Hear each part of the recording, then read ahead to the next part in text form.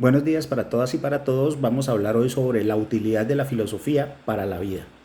Al preguntarse por el papel que la filosofía puede desempeñar hoy en la sociedad, lo primero que hay que advertir es que no hay una definición de filosofía, hay varias. No hay univocidad de su significado y a través de la historia se han dado múltiples definiciones, máxime cuando la disciplina también se ha especializado. Entre ellas voy a referir varias. La filosofía como asombro o deseo natural por el saber, como en Platón o en Aristóteles. La filosofía como una forma de vida, según mostró Pierre Hadot en sus estudios sobre la filosofía antigua, donde primero elijo un modo de vivir y luego fundamento teóricamente y justifico ese modo de vivir discursivamente, ¿no? La filosofía como vocación de claridad y mezcla de asombro y de cierta violencia ante las cosas, pues el preguntar qué inquiere por el fundamento, por el principio, implica una cierta violencia y desdeña la multiplicidad del mundo, cosa que no hace la poesía, tal como dice María Zambrano en ese bello libro Filosofía y Poesía. La filosofía como crítica de las posibilidades del conocimiento mismo. La filosofía como un ejercicio también de transvaloración de los valores hegemónicos de la civilización cristiana occidental, como en Nietzsche. La filosofía como sospecha, crítica, desmonte y transformación de las estructuras hegemónicas del capitalismo, como en Marx, o la eliminación de los pseudoproblemas filosóficos surgidos por el mal uso de nuestro lenguaje, como advertía Wittgenstein.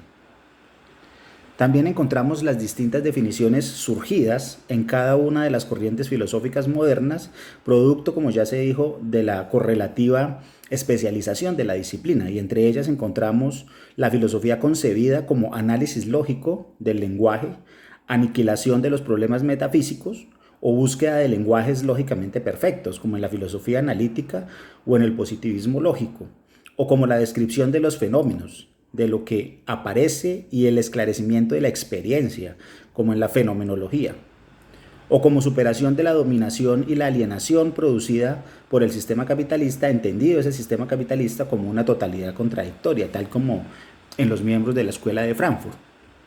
Así las cosas, la definición que no le otorga una determinada utilidad a la filosofía es solo otra perspectiva, pues frente al diluvio de conocimientos positivos y útiles, el valor de la filosofía no se ha resuelto nunca por la acumulación de argumentos a favor o en contra de una solución frente a algún problema, o por producir resultados patentes o usables. Tampoco al simple enciclopedismo, ¿no? O la actual infoxificación por exceso de información y no de comprensión. Recordemos lo que decía Nietzsche, ¿no? Una cabeza erudita y una cabeza vacía se encuentran fácilmente bajo el mismo sombrero. Ahora, la postura que sostiene que la filosofía no tiene ninguna utilidad es una respuesta ladina que busca escapar al utilitarismo promovido por el mundo capitalista, tan enemigo de las humanidades, y pretende sustraer el saber y la investigación filosóficos a los parámetros del quantum, el rédito o la cosificación de la sociedad administrada y pomposamente trivial, o justamente por tratar de hacer eso. Y sin embargo no creemos que sea una respuesta aceptable. Es más bien una respuesta romántica y hasta diplomática. Si miramos la antropogénesis, es decir, la historia filogenética del hombre, y lo que yo llamo aquí el proceso de la antropoiesis, es decir, la creación y autocreación humana, ¿sí? Eh, Vemos que el hombre ha estado en una constante creación y que desde sus inicios se preguntó por el origen del cosmos como totalidad, pero también por el puesto de las cosas al interior de esa totalidad, de la relación del hombre con esas cosas y por supuesto la pregunta fundamental de qué soy yo, es decir, qué es mi interioridad, qué es mi intimidad, ¿no? Entonces, esas preguntas que son consideradas núcleos universales, por ejemplo, por Enrique Dussel, han tenido distintas respuestas en distintas culturas, ¿no? Desde los mitos hasta las reflexiones más sistemáticas y elaboradas.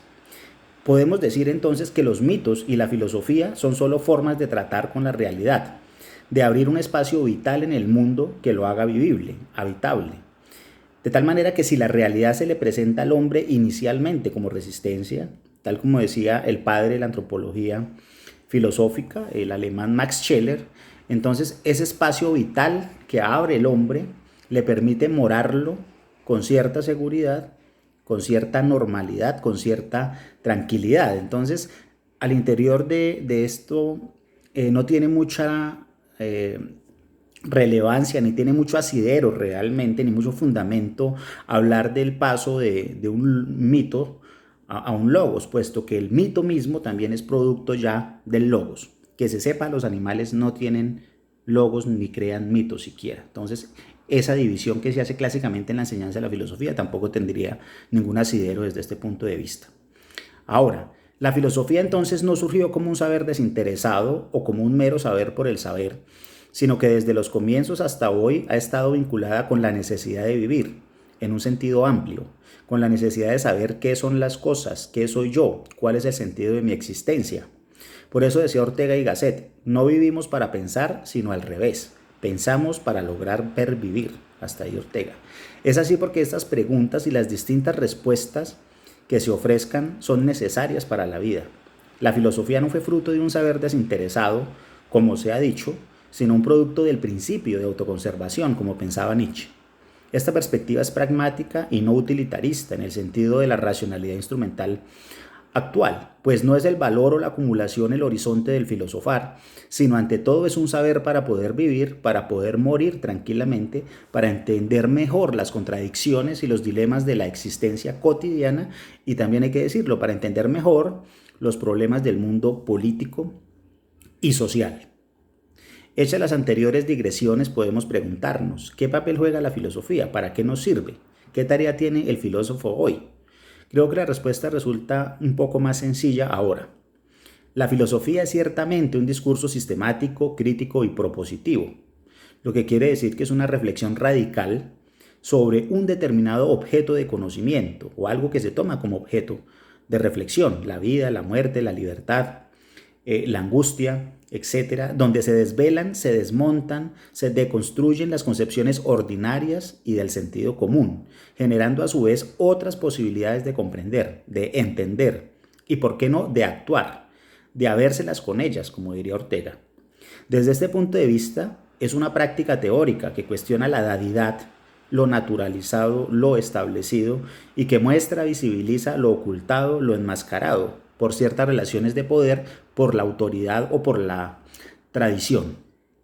Esta operación sobre las cuestiones permite vislumbrar otras maneras de relacionarse con las cosas, con los objetos, es decir, los transforma y también otea prácticas posibles. Por eso la filosofía en su historia también ha estado comprometida con la utopía, con la posibilidad de construir opciones, alternativas, mundos posibles, maneras más libres de existencia, tal como en Nietzsche o en Marx. Ha sido una filosofía de la liberación y subversiva en el sentido en que contribuye a subvertir la manera como habitualmente comprendemos las cosas. No solo piensa, pues, las herramientas con las que conocemos el mundo, todo lo concerniente a la epistemología, lo que podemos hacer en ese mundo, la ética, o lo que podemos hacer con los otros, ¿no? La filosofía, sin lugar a dudas, como pretendió Wittgenstein, vocación de claridad, pero a la vez debe ser transformación personal. Por lo mismo, actitud crítica sobre uno mismo y actitud filosófica parecen, si no idénticas, al menos paralelas y necesarias para la pregunta sobre el papel de la filosofía, o para los pensadores filósofos en el mundo de hoy, lo que Foucault denominó ethos, es decir, la ontología crítica sobre nosotros mismos.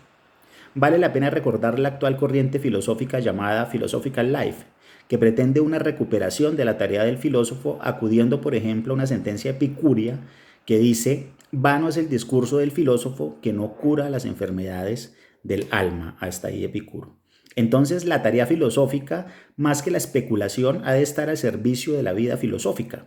Por lo mismo, la filosofía sería también una actividad eminentemente terapéutica, tal como en Séneca, Cicerón, Marco Aurelio, Wittgenstein, Hadot o María Zambrano. Entonces, de nuevo, ¿es útil la filosofía para pensar nuestros tiempos? Russell, en Los problemas de la filosofía, advierte: el valor de la filosofía debe hallarse exclusivamente entre los bienes del espíritu, y solo los que no son indiferentes a estos bienes pueden llegar a la persuasión de que estudiar filosofía no es perder el tiempo. Hasta ahí Russell. Es inevitable pensar en que la utilidad, si se puede hablar de utilidad de la filosofía, sea solo conocimiento en el sentido especulativo de los términos. Sin embargo, esta aparente inutilidad de la filosofía es la puesta en marcha de la reflexión que mejora la condición humana, que orienta todo proyecto o perspectiva vital.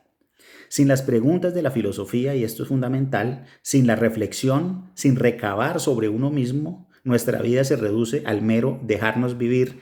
La vida nos pasaría, como se dice. Ahora, si la filosofía tiene un papel hoy, además de transformar radicalmente la vida del sujeto, de quien la coge, la asume, es su labor impúdica de desnudar los discursos dogmáticos, carentes de fundamentación y plagados de relativismo, de visibilizar los argumentos y las falacias soterradas en los discursos de poder, para así perturbar la comprensión que tenemos del mundo. Yo diría que perturbar radicalmente la comprensión que tenemos de nuestro mundo. La filosofía debe producir interferencias de sentido y cortocircuitos en la manera como pensamos el mundo.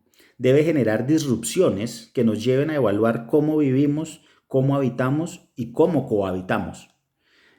Esta es, desde nuestra perspectiva, su modesto papel, rol en el cual el filósofo es un actor más que disputa la instauración de sentido en el espacio social, porque hay que prevenirnos contra el mesianismo filosófico, ¿no? Sin que todo esto implique descuidar el trabajo en los distintos campos especializados, como la lógica, la filosofía de la mente, la historia de la filosofía. Entonces, la filosofía, para ser auténtica, debe permitirnos hacer mundos significativos, no ajenos de nuestras prácticas y compromisos, pues solo de esta manera se concilia el pensamiento con la vida y la experiencia con el pensar. Ya decía María Zambrano, la gran filósofa española, que solo el saber asumido, no solo un saber que puede dar cuenta de su nacimiento, de su origen, es un saber legítimo. Gracias por su atención.